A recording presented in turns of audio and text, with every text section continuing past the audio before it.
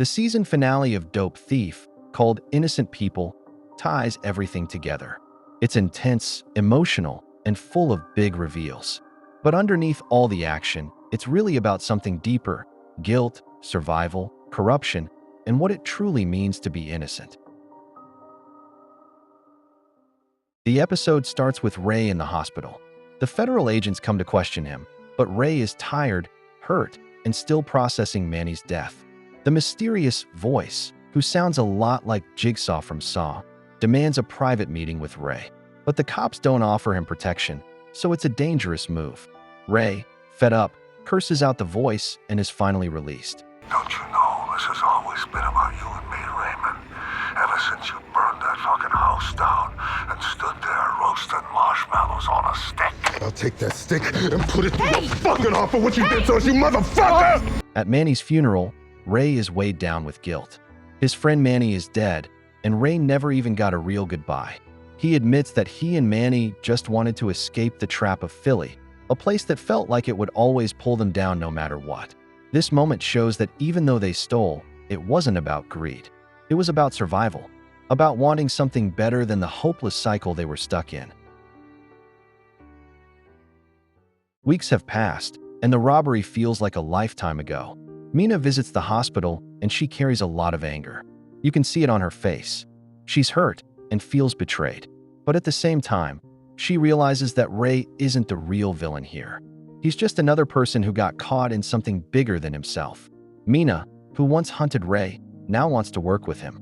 She offers him a deal to tell the full truth, and maybe, just maybe, he can walk away free. We died in there. We fucking died. I thought I knew everything about you, but now I need to start over with one fucking question. Do you want to be alive? Ray agrees, not just for his freedom, but because he wants answers too. Who set them up? And who has been killing everyone connected to the robbery? Meanwhile, we see that Son, another piece of this puzzle, is feeling the pressure in prison. He's in real danger now, and the authorities are squeezing him for information. They want him to talk, to give up information about the robbery and everything connected to it. At the same time, a new leader steps in, Bill McKinty, a no-nonsense guy who's now in charge of the task force investigating the case. Everyone expects Ray to be finished, just another criminal caught in the system. But then Ray reveals that he's been secretly investigating too. The weird numbers that were found printed on the stolen money aren't random, they're coordinates. Ray believes that Jack, the dirty cop they once trusted, hid a secret drug stash at those coordinates. And that Rick, the man sent by the Alliance, killed Jack to cover it up. I had Manny hide these $2 bills with the rest of the money. They had these codes written on them. Because look, somebody is leaving a trail of numbers, like Pick 4. And you think these guys would come out of hiding for some fucking lotto numbers? Bro, that's the only reason I'm talking to you. This part of the episode shines a light on corruption and authority. The people who are supposed to protect us, the cops, the agents, the leaders, can sometimes be the ones doing the most harm. This isn't just about a robbery anymore. It's about corruption, lies, and people in power doing terrible things to protect themselves. Following the clues, Ray and Mina go on a dangerous trip.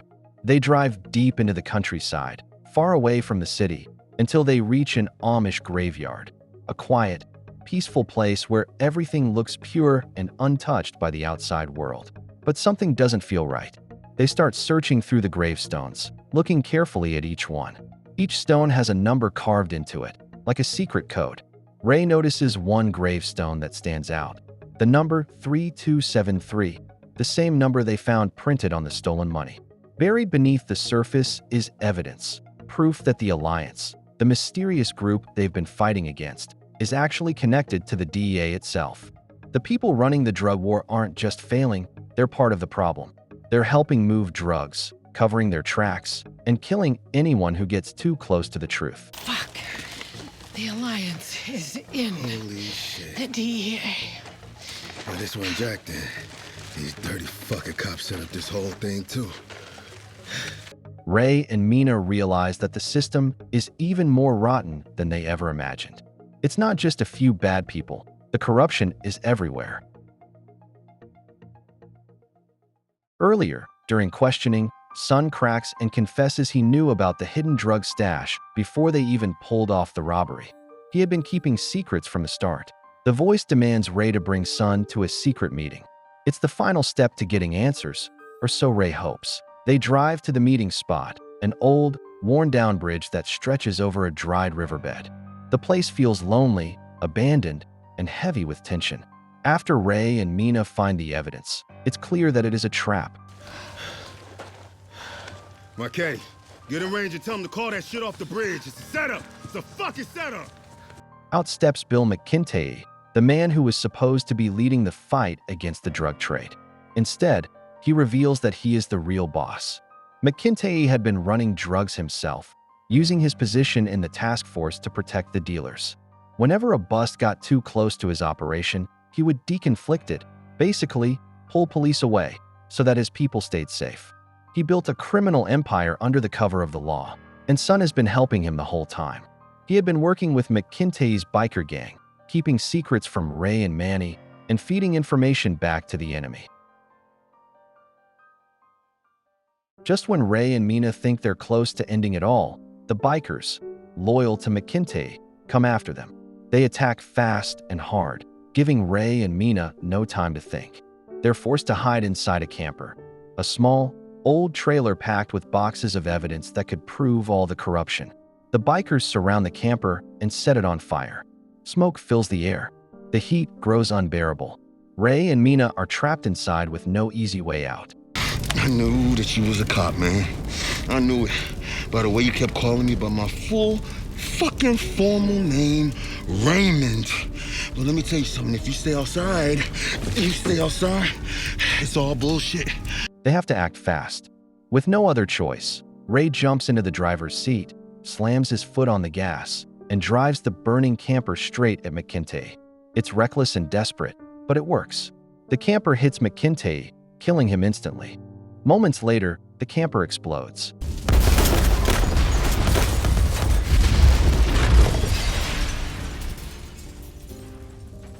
Everything, the evidence, the money, the proof of their pain, burns away in the fire, but so is McKinty. The man who caused so much suffering will never hurt anyone again. Ray and Mina go through a driveway, showing us that they survived the explosion. Ray listens to a voicemail Sun had left him. In it, Sun tries to explain himself. He says he didn't want to betray them. He just didn't see any other way. He tried to warn Ray to run because he knew how deep the corruption went. But in the end, Sun chose survival over loyalty. But after everything Ray and Mina have seen, it's clear that even if they escape this fight, the war against corruption and crime never really ends. Dope Thief shows that sometimes the fight for truth comes at a brutal cost. Sometimes the real thieves aren't the ones stealing drugs. They're the ones stealing lives, futures, and hope. Even innocent people get hurt when the system is this broken. Make sure to like and subscribe if you enjoyed this video, and I will see you in the next one.